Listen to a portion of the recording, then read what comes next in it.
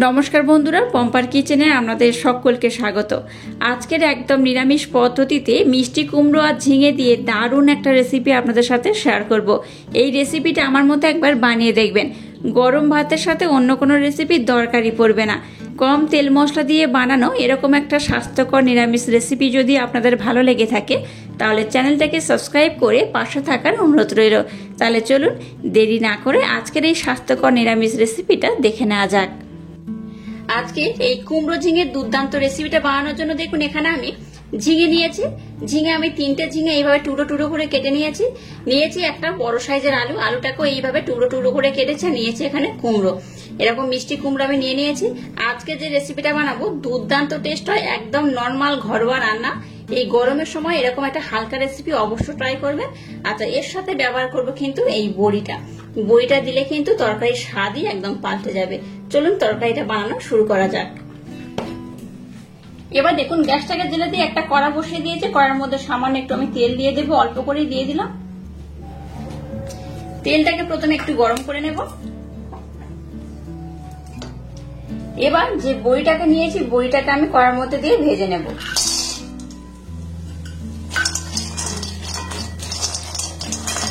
গ্যাসের ফ্লেমটাকে low to medium রেখে প্রথমে বড়িটাকে একটু হালকা লাল লাল করে ভেজে নেব। বড়িটাকে দেখুন একটু হালকা লাল লাল করে ভেজে নিয়েছি। এবার বড়িটাকে আমি উঠিয়ে নেব। আবারও একদম সামান্য পরিমাণে আমি তেল দিয়ে দেব। তেলটাকে একটু গরম করে নেব। তেলের মধ্যে কালো জিরে দিয়ে দেবো একদম অল্প করে, দিয়ে দেবো একটা কাঁচা লঙ্কা। এবার সবজিগুলোকে আমি তেলের মধ্যে দিয়ে দেব। আমি কিন্তু এখানে এক্সট্রা করে কিছু ভেজে নেব না, সব একই সাথে দিয়ে দেব। গ্যাসের ফ্লেমটাকে লো টু মিডিয়াম রেখে এটাকে আমি ততক্ষণ হতে দেব, ততক্ষণ একটা স্পেশাল মশলা বানিয়ে নেব। চলুন আমাদের সাথে শেয়ার করা যাক। স্পেশাল মশলা বানানোর জন্য দেখুন এখানে আমি নিয়েছি একটা কাঁচা লঙ্কা, 4 থেকে 5টা কাজু বাদাম আর নিয়েছি একটু সাদা তিল। এবার প্রথমে 3টে শুকনো উপকরণ আমি ব্লেন্ড করে নেব, তারপর একটু জল দিয়ে এটাকে আমি ব্লেন্ড করে নেব। দেখুন সমস্ত উপকরণ কিন্তু এইভাবে আমি ব্লেন্ড করে নিয়েছি।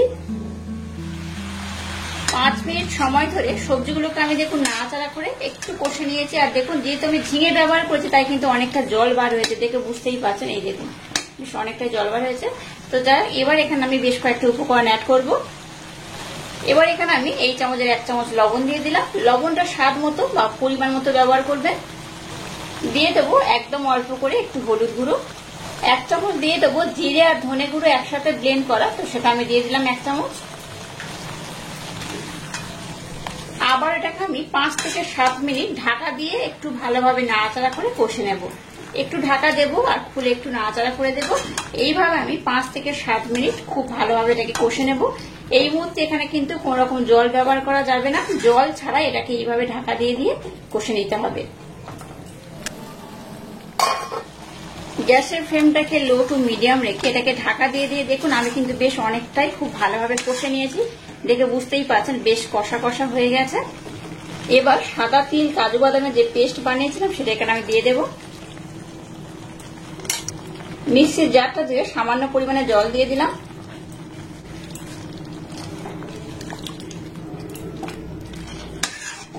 এইভাবে একদম ইউনিক স্টাইলে ঘরোয়া একটা রান্না অসাধারণ স্বাদে আমার মতো একবার বানিয়ে দেখবেন, দুর্দান্ত লাগে। আর খুব নরমাল একটা রান্না, খুবই হেলদিও একটা রান্না। গরমের সময় এরকম একটু হালকা কম তেল মশলা দিয়ে রান্না কিন্তু দারুণ খেতে লাগে। আবারও ঢাকা দিয়ে এটাকে আমি 5 থেকে 7 মিনিট খুব ভালোভাবে ফুটিয়ে নেব।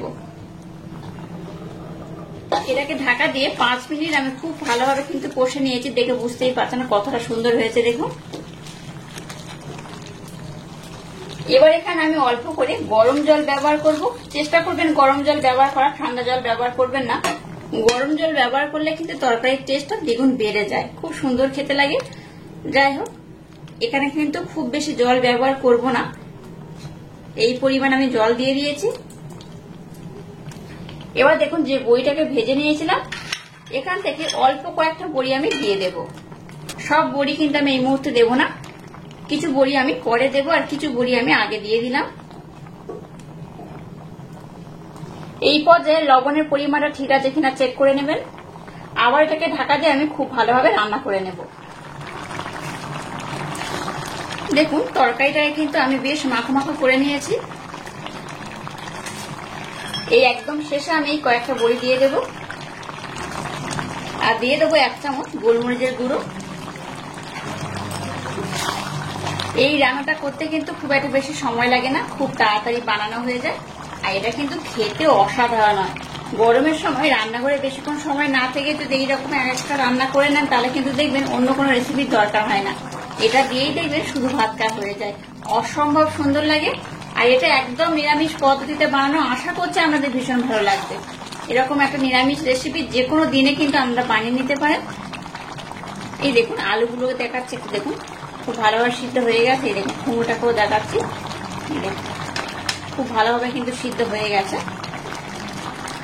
যেহেতু একদম শেষে আমি বড়ি ব্যবহার করলাম, তাই এবার এটাকে আমি আবারও 5 মিনিট ঢাকা দিয়ে একটু হতে দেবো। 5 মিনিট পর আমি গ্যাসের ফ্লেমটাকে বন্ধ করে দেবো। দেখুন আজকের রেসিপিটা কিন্তু একদম রেডি হয়ে গেছে, আর কত সুন্দর মাখো মাখো হয়েছে দেখুন। এই দেখুন আমরা চাইলে কিন্তু একটু ঝোল ঝোল রাখতে পারেন, তবে কিন্তু এই রেসিপিটা একটু মাখো মাখো হলে বেশি ভালো লাগে, গরম ভাতের সাথে কিন্তু দারুণ লাগবে। যাই হোক আজকের রেসিপিটা একদম রেডি হয়ে গেছে, এবার আমি গ্যাসটাকে বন্ধ করে দিলাম।